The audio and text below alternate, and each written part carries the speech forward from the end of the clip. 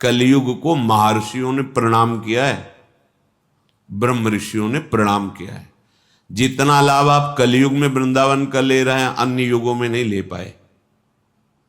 जितनी जल्दी भगवत प्राप्ति कलयुग में होती अन्य युगों में नहीं होती। 10-10 हजार वर्ष तपस्या करके जो फल प्राप्त अन्य युगों में करते थे, दाहिने पैर के अंगूठे के बल खड़े होकर दोनों हाथ उठाकर आकाश दृष्टि करके मंत्र जप कर रहे हैं जल में खड़े होके, 24 घंटे नाम कीर्तन में वो फल प्राप्त हो जाएगा। जो 10,000 वर्ष तपस्या, कलयुग बहुत प्रणाम करने योग्य है। पर आप भगवद विमुख हो जाओगे तो भ्रष्ट कर देगा, नष्ट कर देगा। तो क्या और युगों में ऐसे आचरण वाले व्यक्ति नहीं थे क्या? कम थे। ऐसे ही भगवद आचरण वाले क्या कलयुग में नहीं है क्या? कम है। बहुतायत है अधर्माचरण करने की प्रवृत्ति, बहुतायत है इसकी। अब आपको अंदर से सोचना है कि मेरा प्रयोजन इंद्रियों का दुलार करना नहीं है, अभी ठीक होने लगेगा। पर ये सोचना आचरण में उतारना होना चाहिए। नहीं सोचते तो बोलते रहते हैं वैसा नहीं करेंगे, पर वो कसम और नियम 1 मिनट लगता है तोड़ने में। इसके बाद फिर रो बैठ के क्या हो गया, ऐसा मैंने क्यों किया, फिर भी ठीक नहीं होगा। फिर 2-4-6 दिन फिर वहीं पहुंच जाओगे, फिर निराश हो जाओगे, अब तो हम चलने लायक ही नहीं भगवत मार्ग में। इसलिए प्रार्थना है, अलमल मति घोरानर्थ कारेन्द्रियाण मतिशय परितोषैर दुष्करैर दुस्तरैश्च। अब इंद्रियों के परितोष वाली बातें छोड़ो, अब इंद्रियों का पोषण मत करो। जो धर्म विरुद्ध भोग चाहती, जलना ही पड़ेगा। जलना, जलन शब्द याद कर लो। ये जलन तभी होती है जैसे कोई भी साधक विचलित है, मेरा मन नहीं लग रहा, मुझे बहुत परेशानी हो रही, ऐसा वैसा, गलत कर रहे हो, जांच लो, जांच लो।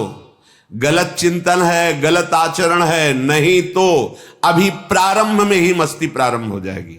वो एक अध्यात्म की जो जलन पाप नष्ट करने वाली, वो मन बुद्धि चित्त इनको शीतलता प्रदान करती है।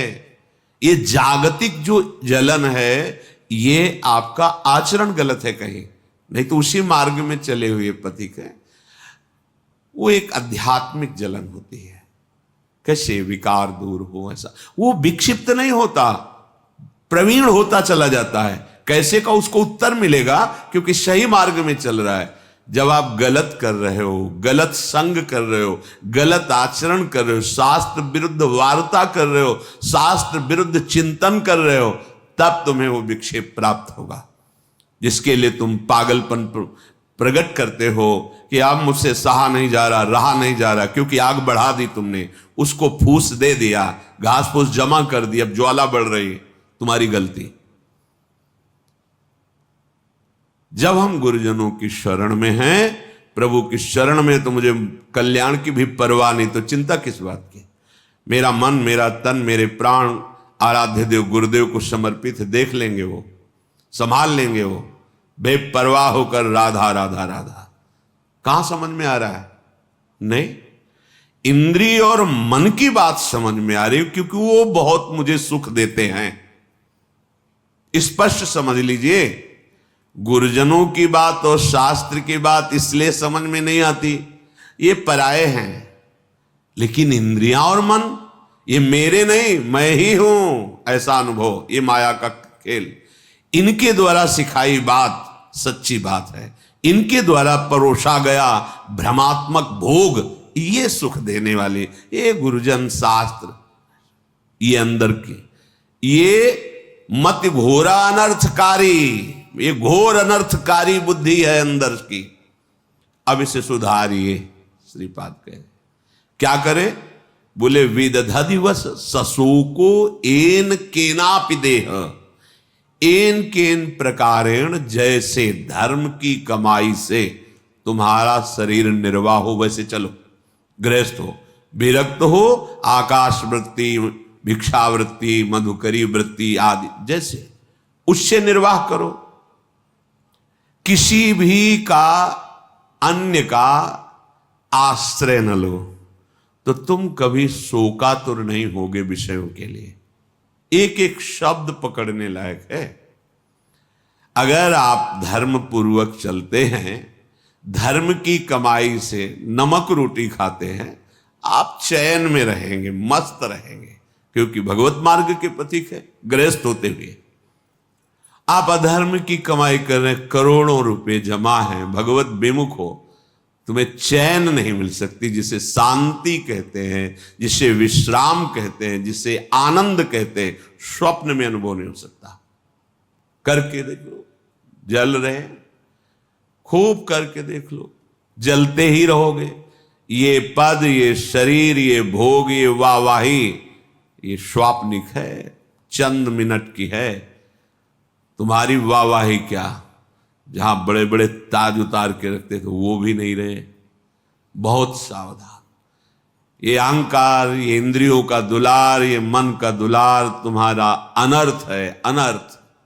समझ में नहीं आ रहा, समझ जाओ, निकल जाओ। तुम ही फंसे हो, सुख की बुद्धि ने तुम्हें फंसाया है, और इसका नाम दुखालय है, सुख नहीं है, नहीं है सुख। तुम्हारी बुद्धि अनर्थकारी तुम्हें धोखा दे रही है। अभी कैसे समझ, बहुत अल्प बुद्धि है, तर्क करते हैं, तर्क करते हैं। अब तर्क तो उस बुद्धि में जो पवित्र है, तो पवित्र तर्क आवे। अब बहुत अज्ञान से घिरी हुई बुद्धि क्या इन शास्त्रों को समझेगी। तुम्हारा भोजन ठीक नहीं, थोड़ी भी मर्यादा नहीं, गुरुजनों का सेवन नहीं, पवित्र विचार नहीं, तो तुम शास्त्र समझ जाओगे। जो ब्रह्मानंद में, भगवदानंद में छके हुए महापुरुषों ने आंतरिक अनुभव लिख, वो तुम समझ जाओगे। बहुत बड़े महापुरुष हो गए तब तो। नहीं, पहले शरणागत हो, अहंकार गलित करो, फिर जब अहम रहित बुद्धि होती है, वो भगवदानंद पर विचार करने की योग्य हो जाती है। अभी तो देहाभिमान है, जितना भी चिंतन करोगे वो प्रकृतिजन्य ही होगा।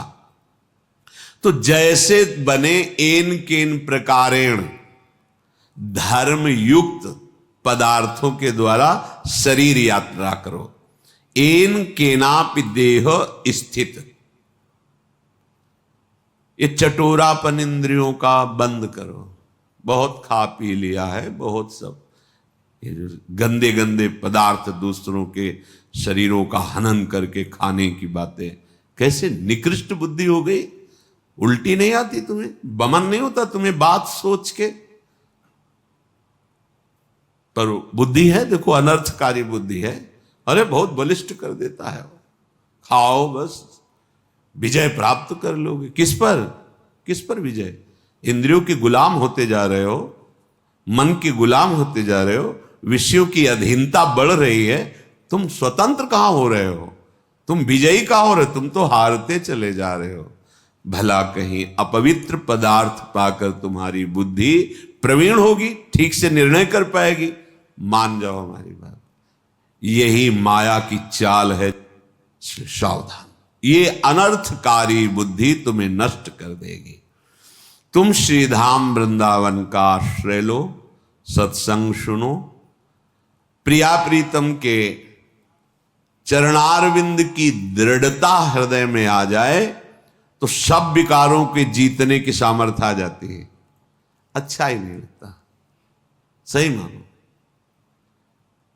देखा है, कभी कभी हम कहते हैं कि भगवान के चरित्र से भी बढ़कर भक्तों के चरित्र में हमें विशेष आनंद और विशेष अनुभूतियां मिलती हैं। क्यों?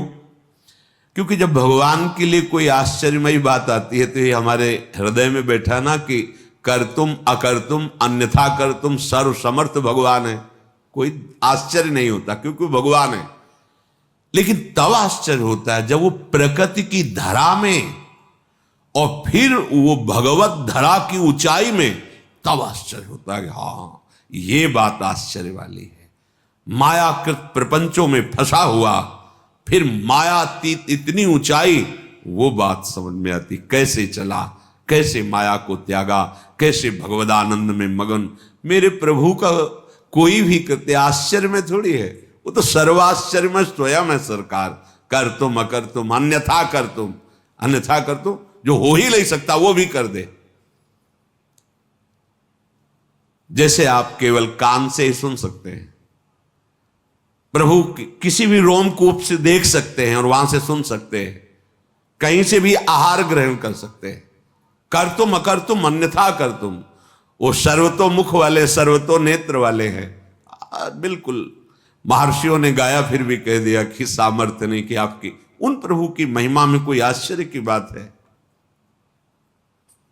श्रीपाद कह रहे हैं, लुठन रासस्थल्याम निरवधि पठन कृष्ण चरितम। जैसे हो सके वैसे देर निर्वाह करो धर्मयुक्त पदार्थों से। तुम्हें शोकातुर नहीं होना पड़ेगा विषय के लिए, संसार के संबंधों के लिए या किसी भी व्यवस्था के लिए नहीं होना पड़ेगा। हम अल्पज्ञता के कारण शोकातुर भविष्य के लिए हो जाते हैं कि भविष्य में हमारा क्या होगा, वर्तमान तो ठीक चल रहा है। ये भविष्य की जो बात है वो शरणागत नहीं है इसलिए है। बोले शरणागत नहीं, वो तो साधु है। अरे तो बेस रख लिया है, अभी हृदय शरणागत नहीं हुआ। भविष्य की चिंता बिल्कुल, न भूत की, न वर्तमान की, न भविष्य की। शरणागत के हृदय से इन चिंताओं का अपहरण हो जाता है। भगवान बलराम जी को सखा का रूप रख करके खेल रहा था प्रलंबासुर। देखा श्री कृष्ण तो बड़े चतुर हैं, इनको प्रवीण हैं, इनको खेल में फंसा के ले जाना बड़ा कठिन। तो बलराम जी को उसने अपनी पीठ में लाद लिया। बलराम जी को भय लगा, फिर स्वरूप का वो एकदम एक घूसा मारा, पधार गया।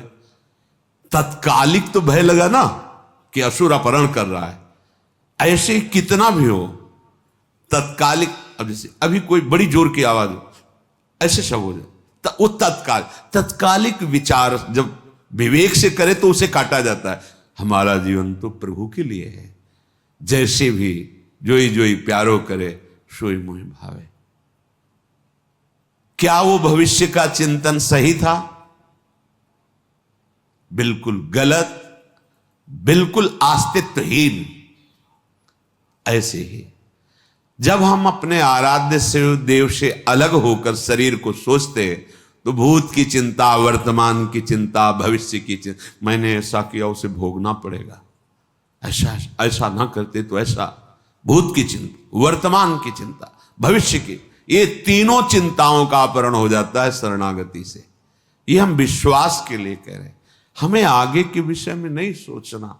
हमारा आज, हमारा कल सब मंगल होगा क्योंकि हम मंगल भवन प्रभु की शरण में हैं। तुम्हें शोक प्राप्त नहीं होगा। ये बहुत मतलब विश्वास की बात। जैसे वृद्ध शरीर, आप वृंदावन वास कर रहे हैं, आपको लग रहा है कि अब घर जाना पड़ेगा, कोई हमारी सेवा, जाना पड़ेगा। घर है आपके, घर ना है, घर वाले, जाना पड़ेगा। और जिनके है ही नहीं, घर वाले ही प्रिया प्रीतम, वृंदावनी घर है, जाए तो कहां, जाऊं कहां तजी चरण तुम्हारे, कोई ठौर ही नहीं। तो हमने ऐसे देखा है, ऐसे एक भी शिष्य नहीं जीवन में बनाया था, एक भी रुपया नहीं था। परम किंचन संत तो अपने कई लोग सेवा में प्रेरित किए गए भगवत प्रेरणा से। तो इस समय उनका स्नान होता, जानते हो कैसे स्नान होता था? जैसे माँ बच्चे को गोद में लेती, एक साधु गोद में लेके बैठता था और एक अनुकूल जल के द्वारा स्नान कराया तो दूसरे के हृदय में जल्दी तुम हटो, हम सेवा, वो शरीर पोछा, तीसरा लंगोटी लिए खड़ा है, लंगोटी पहनाया, सजा के बैठाल दिया, तिलक लगा के 1 बजे तक माला जप रहे। ऐसे हाथ में सौंच, ऐसे कौन करवा रहा है? वो जिनका कोई आश्रय नहीं प्रभु के सिवा, उनकी बात कह रहा हूं। ऐसे अगर आपका भरोसा है ना, परिवार है, घर है, जहां है वहां जाना पड़े। जब है ही नहीं तो फिर जो हैं वो विविध रूप धारण करके सेवा करते। इसलिए विश्वास को कभी मत टालो। विश्वास को मत हिलने दो। हमारा भविष्य में क्या होगा, अगर ये चिंता है तो अभी शरणागत तुम नहीं हो।